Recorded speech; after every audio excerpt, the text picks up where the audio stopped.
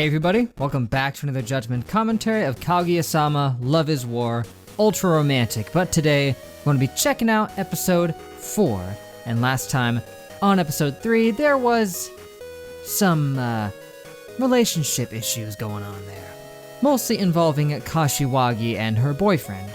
You see, Kashiwagi went to consult Kaguya about a little issue that she had noticed. She believed that her boyfriend was being a bit unfaithful to her.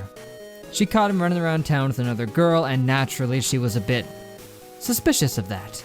And naturally she did the thing that anybody would do in that circumstance and just hire a private investigator to look into it further. Not at all excessive. And with the information that they gathered, she concluded, without a doubt, that he was cheating on her. Turns out he wasn't, though. The reason he was out in the town with that girl, he says, was because he was just, seeking her help to find a present for Kashiwagi. Which would explain why the investigator found them at that store, but still doesn't explain why they were out, doing karaoke and stuff. But anyway, once he pulled out the present, which was a gold heart-shaped necklace, all of her fears melted away, and the two started making out. So yeah, quite the ordeal. But honestly, what I found more interesting was the girl who he was out in the town with. That would be one Maki. She's actually a character who we've seen quite a bit of, surprisingly. She's the one who we've always seen in the background following Kashiwagi and her boyfriend around. And she was actually hoping to sabotage him when she went out to try and find a present. She picked the gold heart necklace because she thought that Kashiwagi wouldn't like it. But lo and behold, she did like it. She liked it a whole lot, so the plan didn't really work out. So she goes to complain about it to Miyuki and Ishigami and eventually admits that she does in fact like Kashiwagi's boyfriend and that she was trying to break the two up. After a lot of resistance, because it turns out that Maki is a lot like Kaguya in that she is very fiercely determined to not admit her feelings of romance for anybody. Also, she just so happens to be distantly related to Kaguya, according to her. They're in fact second cousins, twice removed. Distant indeed, but close enough for Kaguya to actually recognize it. In the end, she blamed Kashiwagi and her boyfriend getting together on Miyuki and Ishigami, saying that it's their fault because they gave him that advice, that's why they're together. If it wasn't for them, then the two of them would have gotten together instead. So she made Miyuki and Ishigami promise to help her break them up. Which isn't very ethical. I hope they don't really go along with that, because that wouldn't be very cool. But much like Kaguya, she's also a bit intimidating. So yeah, I was happy we got to learn more about Maki because she was always one of those background characters that I was always curious about. She always was just there, whenever they would be in the background somewhere. And I never really got a good opportunity to acknowledge her because I never even knew her name, so I didn't know how to point her out. But now we know more about her, and we can now come to the conclusion that she is in fact a great value Kaguya. I mean, let's face it, this is pretty much how Kaguya would act if Miyuki were actually dating somebody. She would be putting in a lot of effort to try to break them up. Only I think she would be going about it in a bit more of a severe fashion, knowing her. Probably some kneecaps getting broken.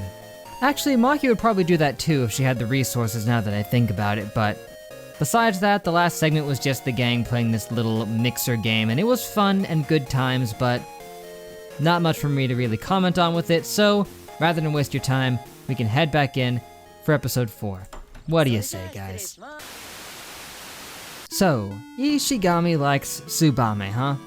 That's cool. Good for you, man. I mean, I think you've got a shot. I mean, her going up to him with all that there stuff might be a bit of a clue that she likes you a little bit.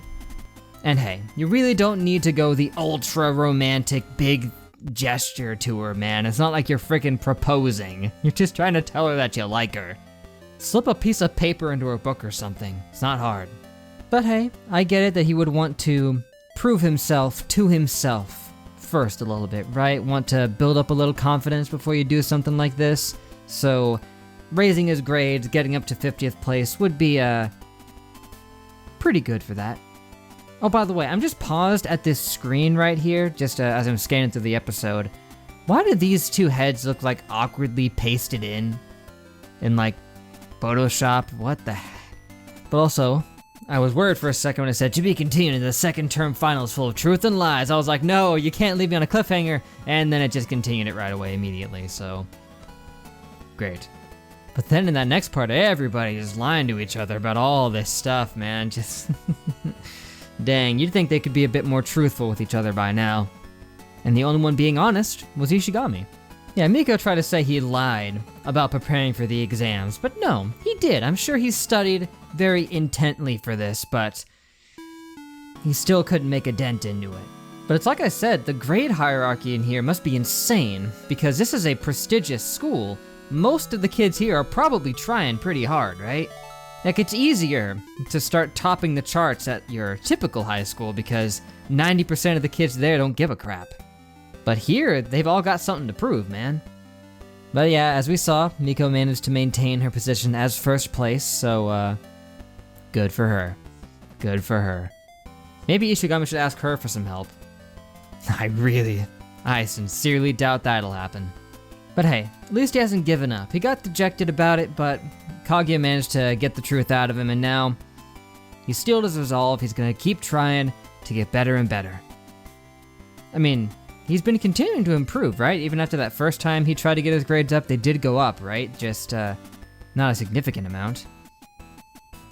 And they're still continuing to climb, so the more he studies, I think he'll just keep doing better and better. But hey, besides that, I'm hoping that Ishigami can have some success with his romantic interest as well, man. I'm hoping he can, you know, still get that confidence he needs to try to tell her how he feels, and I hope it goes well. And on a related note, something I didn't mention before is the fact that Tsubame refers to Ishigami as you, which not a lot of people do. They usually call him Ishigami, so she seems to be getting a bit familiar with him. And the last part of this segment, we get to see the second term exam results, and as one would expect, Miko number 1, Miyuki also number 1, Kaguya right behind. But like I noticed, Maki is 3rd.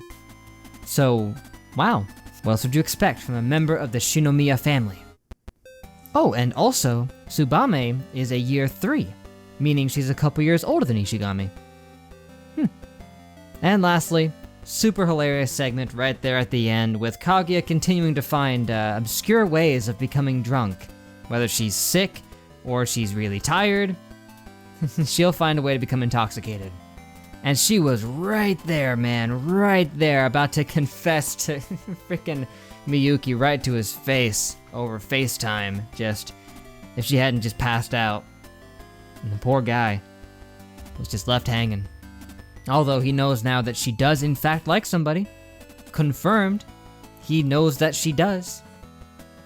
But now he's left to be tearing himself apart about who it might be. But still, it was amazing, just everybody ganging up on Miyuki, trying to get him to confess who it was that he liked right there.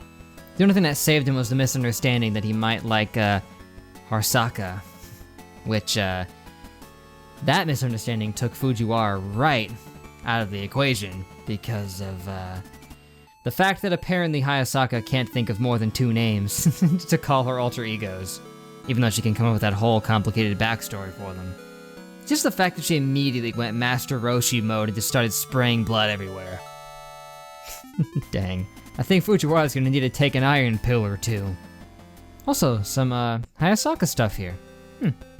Holy macaroni, look at this description down here! Jeez. And then we get the abridged backstory of the male Harsaka here, who was of Irish ancestry, but they fled to the Middle East due to a potato famine. Don't know why they picked the Middle East when they were fleeing Ireland, but seemed like as good of an option as anything else, I assume. But I guess in the end it wasn't, because they died in the war. I don't know if the timeline adds up. So yeah, apparently she has like 4 or 5 different ways that she acts. Whichever one is the real one, well, your guess is as good as mine. I don't think even she knows. But still, fantastic set for this episode here. More Ishigami fleshing out is always a good thing. There's been a surprising amount of that throughout this entire series, man. I mean, I didn't quite expect it, but I ain't gonna complain. And then they usually seem to like to end off strong with some nice funnies, which I appreciate that. You start with some heavy emotional stuff for Ishigami, and then you round us off with the lulls right by the end.